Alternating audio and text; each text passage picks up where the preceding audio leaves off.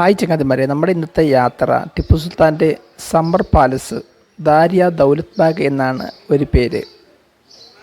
മൈസൂരിൽ നിന്നും ഏകദേശം 22 കിലോമീറ്റർ അകലെ ശ്രീലങ്ക പട്ടണത്തിലാണ് ഈ ദാരിയ ദൗലത്ത് ബാഗ് സ്ഥിതി ചെയ്യുന്നത്. നല്ല മനോഹരമായ പൂന്തോട്ടത്താലും നല്ല പ്രകൃതി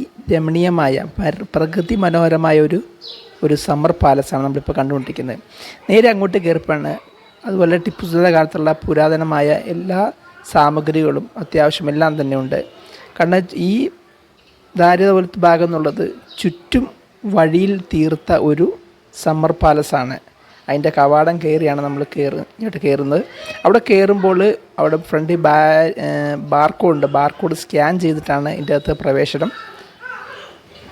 മൈസൂർ കടുവ എന്നറിയപ്പെടുന്ന ടിപ്പു സുൽത്താൻ്റെ വാസസ്ഥലം കൂടിയാണ് ഈ കാണുന്നത്.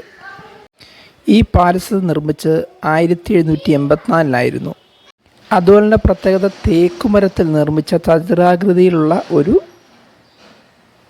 സ്ഥലവും കൂടിയാണ് ഇത്. നല്ല രസമാണ്. അതിലുള്ള പഴയ കാലത്തുള്ള തോക്കും ആയുധങ്ങളും എല്ലാം തന്നെ ഇവിടെ നമുക്ക് കാണാം.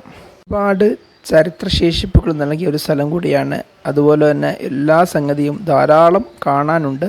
ഞാൻ ചെറിയ രീതിയിൽ ചുരുക്കിയാണ് കാണിച്ചിരിക്കുന്നത്.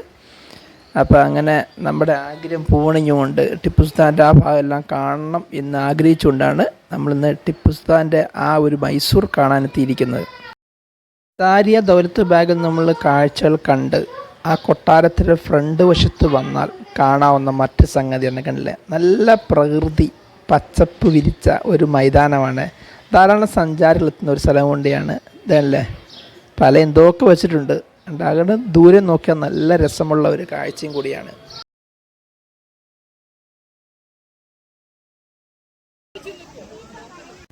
ഹായ് ചങ്ങാതിമാരെ, നമ്മളിപ്പോൾ നിൽക്കുന്നത് ശ്രീരംഗപട്ടണത്തെ ടിപ്പു സുൽത്താൻ്റെ മ്യൂസിയവും അതുപോലെ തന്നെ ആ കൊട്ടാരമാണെന്ന് തോന്നുന്നു.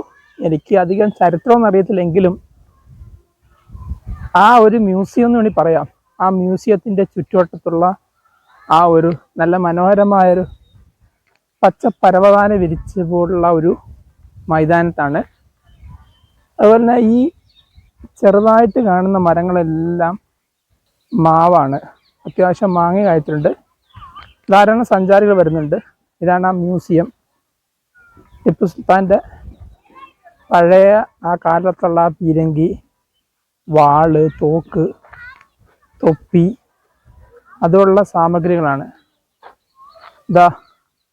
അതാണ് കവാടം അല്ലേ. ചുറ്റിലും മാവാണ്.